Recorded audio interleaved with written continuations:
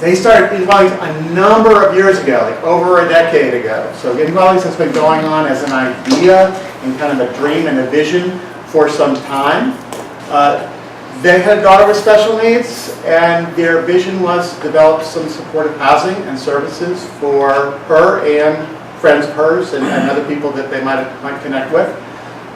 Unfortunately, their daughter passed away, and so it's not that they lost interest or motivation, it's just that they lost kind of the immediacy of that need. And so over time, they've kind of moved on to other things, but they still remain involved with the organization, but not as closely with the organization. And of course, their goal was to provide services for their daughter, and also to kind of create an opportunity, another service provider in the area for folks who might want more of a choice. Wow, I'm doing good. I'm going to stop right now. I've touched it twice, it's moved twice, it's good enough. So guiding principles for InDwellings. One is, and this is really important, kind of acceptance of each person as a recipient of divine love. So we did have Christian roots, and we are very committed to seeing the people who will be in our care as kind of children of God, and treating those people with kind of respect and dignity that entails. Person-centered supports. We're hearing a lot about person-centered services. We're going to be hearing more about person-centered services over the next 5 years, I think, as we implement new CMS rules here in South Carolina. Employment, community involvement, choice, and some advantages of being small. You know, there are a lot of very big providers of services in South Carolina, but there's some real advantages to kind of being a smaller provider. A little more transparency in services, a little more person-centered approach maybe, and maybe just a little more flexible to meet certain needs. That's really good. So, what have we done in the past 2 years, year and a half?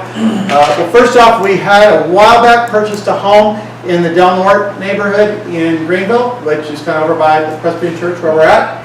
And so we have finished renovations to that home. That home was almost completely gutted and turned from a pretty standard, typical ranch house into a home that's suitable for 4 people. It's completely, the bathrooms and the bedrooms and the front and back entrance are accessible. The kitchen is somewhat accessible, but it's suited for what is called in South Carolina Community Training Home 2.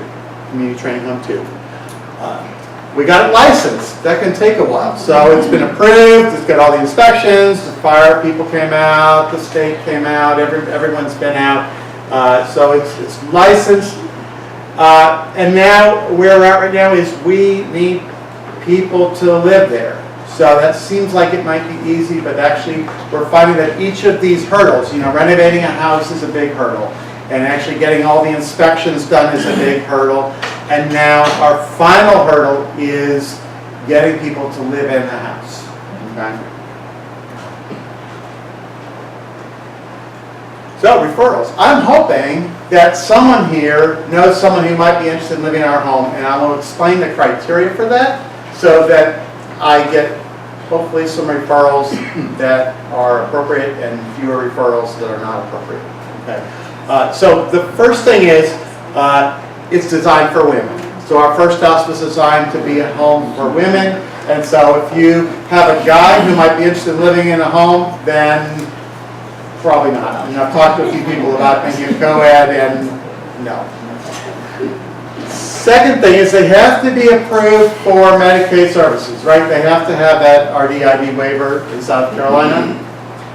And specifically, they actually already have to be receiving services. We cannot take anyone who is new. So that's a bit tricky. So someone who's on the waiting list, someone's on the crisis list, the answer that I've gotten from DDSN is, no way, you cannot take them. You have to take someone who already is in care somewhere. There's no new development in South Carolina this year. Yes? Excuse me, and by that do you mean already in residential care Absolutely, somewhere? yes. So it has to be a transfer. Yes, absolutely. It has to be a transfer. So my primary source of referrals will be taking people from Tyler. So you can't take anyone off the critical needs list? No, critical list, because it's new development. It's designed to fill already existing slots. Yeah. in all seriousness, it's not taking people from Tyler. It's actually, I want to try to identify people in South Carolina who had to move to some other part of the state for services, but would rather live in the upstate, would rather live in Greenville. So often in South Carolina, what happens is someone enters services, but they enter and they go wherever there is an open bed in a home. And that may not be near family, that may not be near friends, that may not be near their religious community, that may not be near anything that they know, and often it really creates a burden and a hardship for them and for their family. And so I'm interested in trying to connect to those people who are like, I've always wanted to move back to Greenville, but there's never been a way to do that. Carrie, you have a question? You could get somebody on the critical list, though, couldn't you? No, I cannot take anyone off the critical list. The critical list people are all slotted to go into existing funded vacancies within the system. So when they say no new development, it's not funding a new bed that's been created. It's funding an existing bed that is not filled. Could these be folks that are coming out of CRCFs?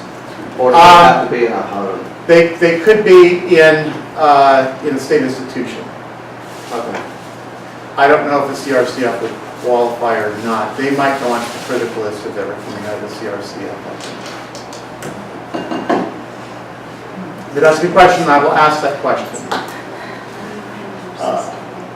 Yes, sorry. I'm curious, is that an InDwellings rule, or is that something that?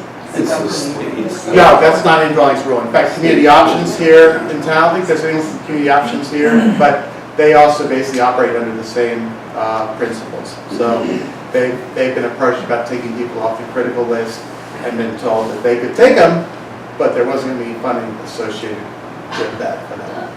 So basically, anyone that starts at this kind of upstart.